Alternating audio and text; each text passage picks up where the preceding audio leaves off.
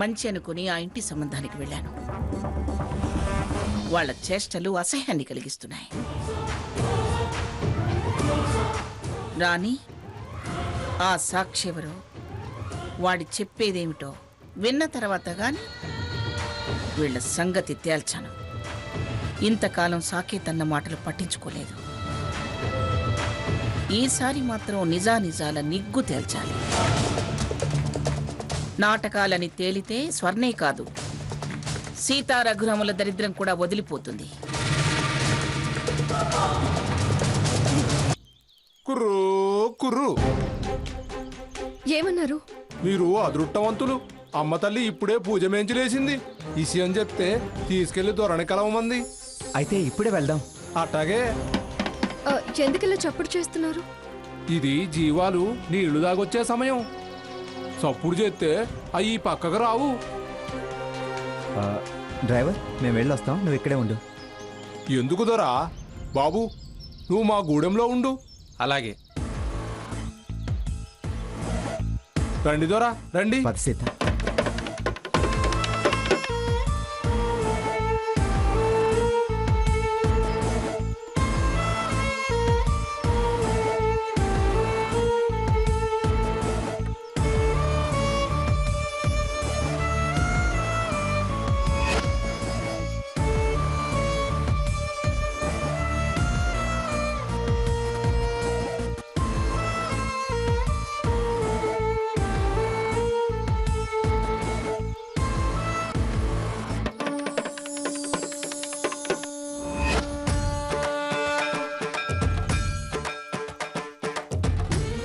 ఇది దేవర పుట్ట.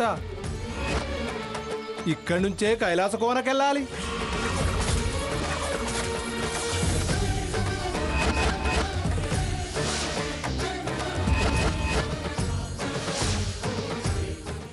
దేవరు పుట్ట?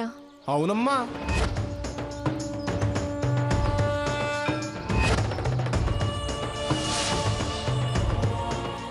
ఈ పుట్టకు దండం పెట్టుకోండి. కైలాస కోనకి ఈ పుట్టే కాపలా.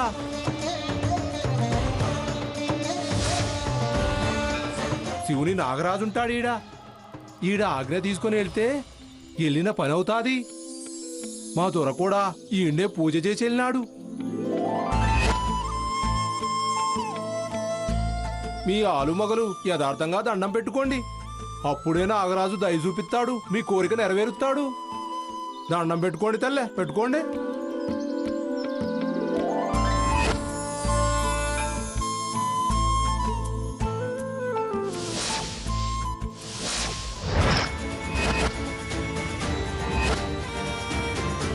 నా జీవితం 48 గంటల మీద ఆధారపడింది.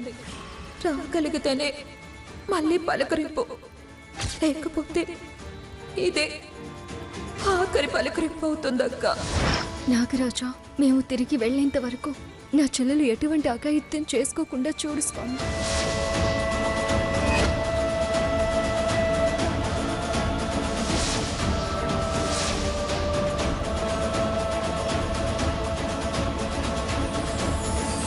పదండి దూరా, ఆకాశం మల్లన్న దగ్గరికి వెళ్దాం.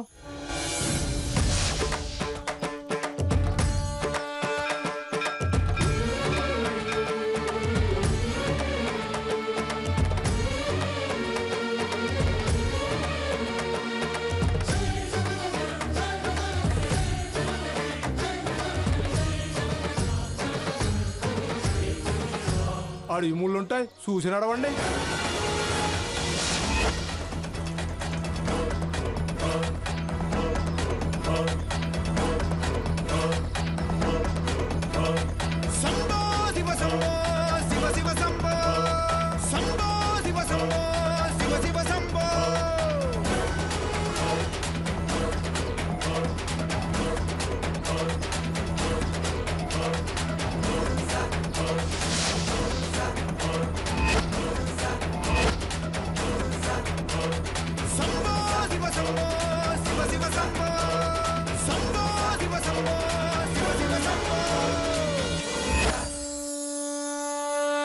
ఆ కొండ మీదే ఆకాశం మల్లన్నున్నాడు.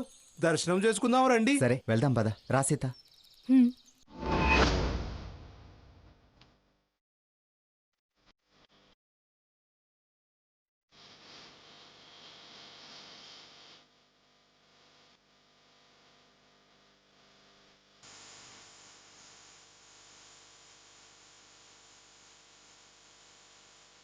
త్వర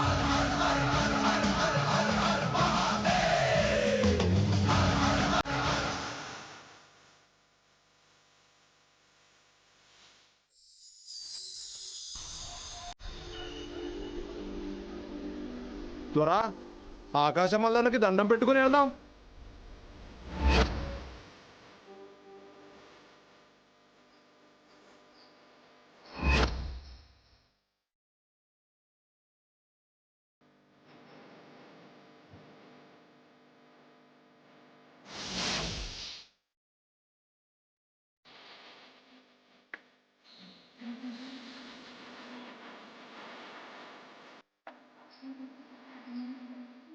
ఆకాశం మల్లన్న. అవును ద్వారా కోన పుట్టక ముందే ఈ రాయి మీద ఆ శివన్న పుట్టినాడంట మా జాతి పెద్దలు చెప్తూ వచ్చారు. రాయితో పాటు శివన్న పెరుగుతూ ఇంతెత్తురెలిశాడు. అందుకే మేము దీన్ని కైలాస కోన అంటాం. ఆడికెళ్ళి ఆ శివయ్య చుట్టూ గూడెం దొర తప్ప ఎవరూ ప్రదక్షిణాలు చేయలేరు. ఆ మల్లన్న దీవెన ఉన్నోళ్ళకే అది సాధ్యం దొరా. అదుగో ఆ మారేడు పత్రి వడికట్టి 108 ప్రదక్షిణాలు చేసి గంగలో వదిలితే కోరిక ఏదైనా నెరవేరుతాది. మల్లన్న పాదాలు కడుగుతూ పారే ఆ ఆకాశగంగ తీర్థం తాగితే ఏ జబ్బైనా తొలగిపోతాదట. మా గూడానికి మూలికలు ఈ తీర్థమే రక్ష. మేం కూడా మల్లన్నకి ప్రదక్షిణలు చేస్తాం. అమ్మో చాలా కట్టం దొరా. మాకా దేవుడి మీద మా మీద నమ్మకం ఉంది.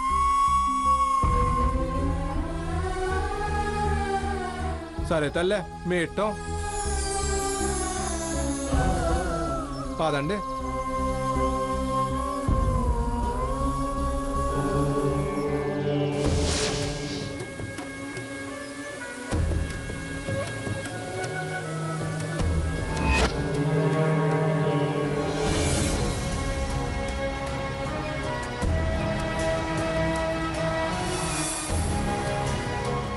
రఘు షూ తీసే. అలాగే సీత.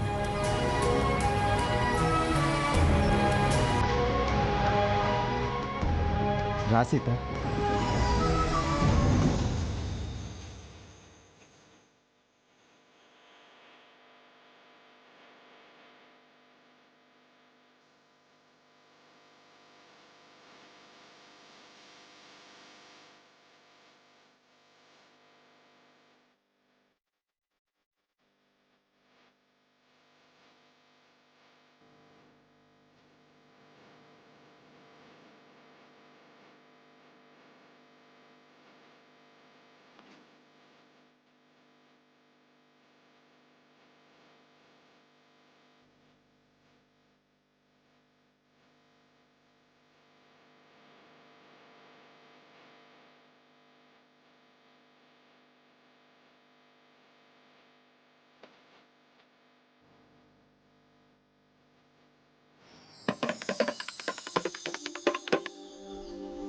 త్వర ఆకాశ మల్లన్నకి దండం పెట్టుకోండి.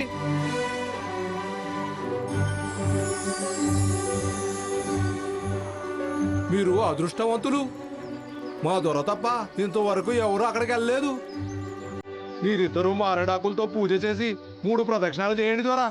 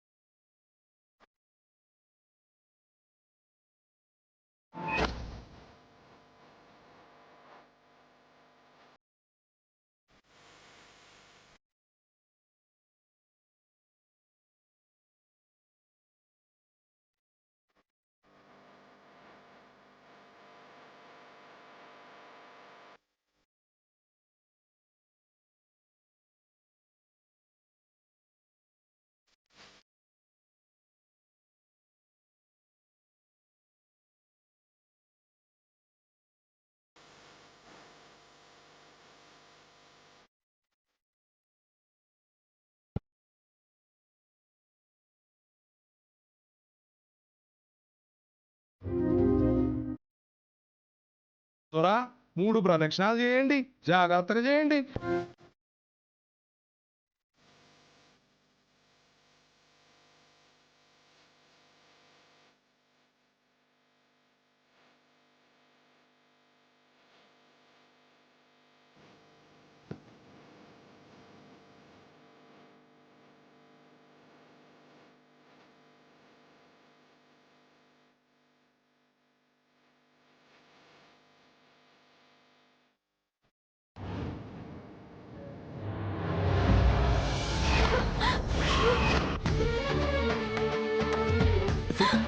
జాగ్రత్త కూడా.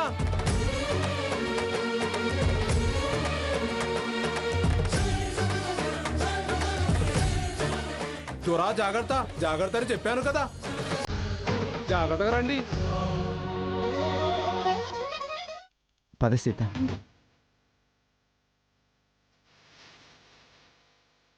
రా సీత.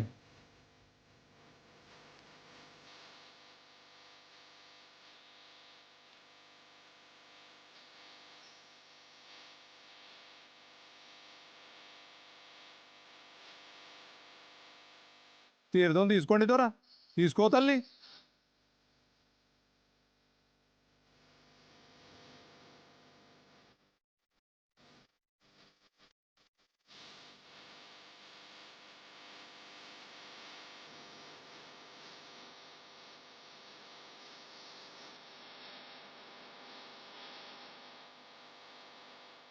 చీకటి పడుతోంది, మీకు వెళ్దాం పదండి దొరా.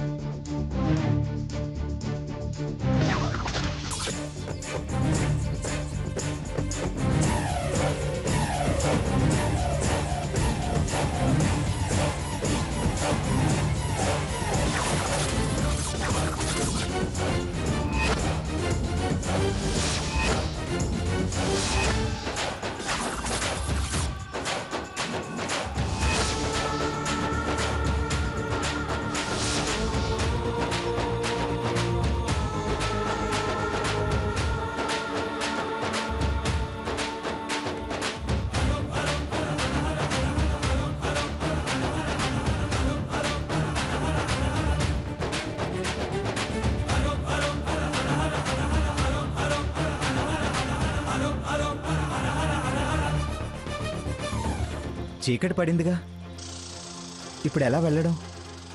నీ దగ్గర టార్చ్ ఉందా? అట్లాంటివి ఏవి లేవు దొరా.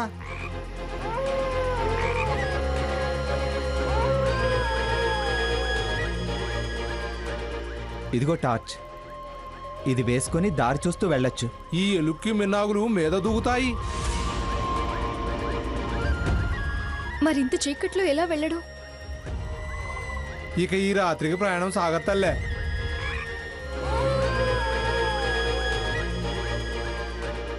ఇదిగో టార్చ్, ఇది వేసుకొని దారి చూస్తూ వెళ్ళొచ్చు. ఈ ఎలుక్కి మిన్నాగులు మీద దూకుతాయి. మరింత చీకట్లో ఎలా వెళ్ళడం? ఇక ఈ రాత్రికి ప్రయాణం సాగత్తల్లే. ఇంకాత ముందుకెళ్తే కొంచెం దూరంలో మంచి చెట్టు ఉంటుంది, ఆడికెళ్ళి ఉందాం. పదండి దొరా, పదండి.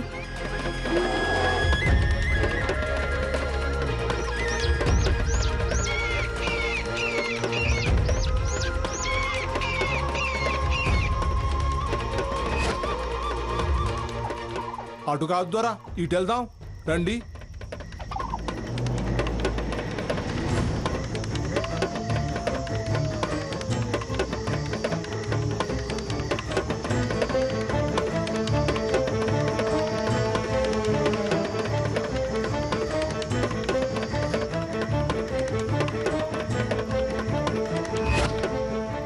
దొరా అదే మంచే.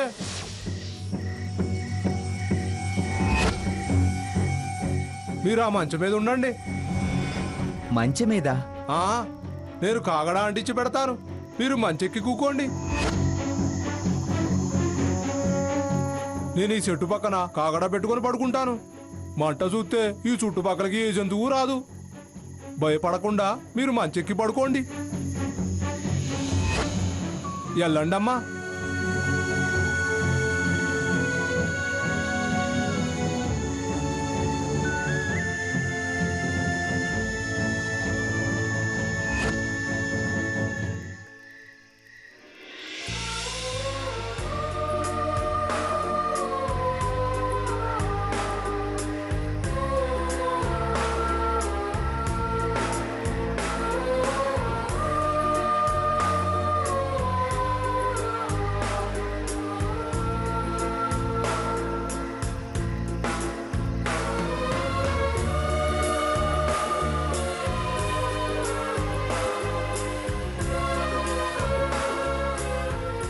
ఏంటలా చూస్తున్నావు? పంచభూతాల సాక్షిగా ప్రకృతి ఒడిలో మనల్ని వనదేవత ఒకటి చేయాలని చూస్తుంది. అందుకే మనకి మన కలయికకి అన్ని అవాంతరాలు కలిగాయని ఇప్పుడు అర్థమవుతుంది. ఏ నేనిప్పుడు ప్రకృతి పురుషుణ్ణి, నువ్వు ప్రకృతి స్త్రీవి. కాస్త మాటలు ఆపుతావా?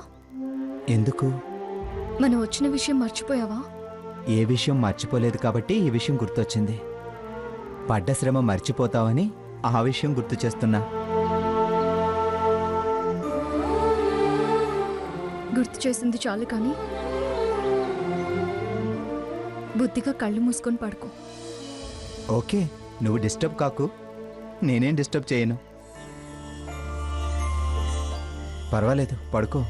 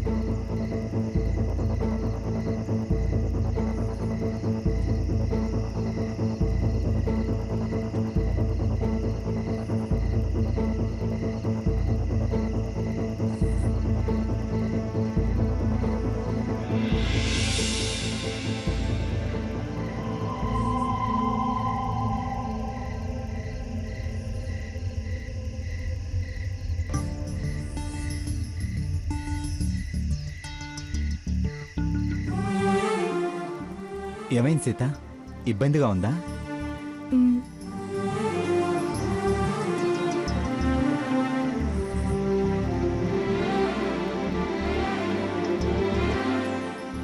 సీత, నువ్వు పడుకో.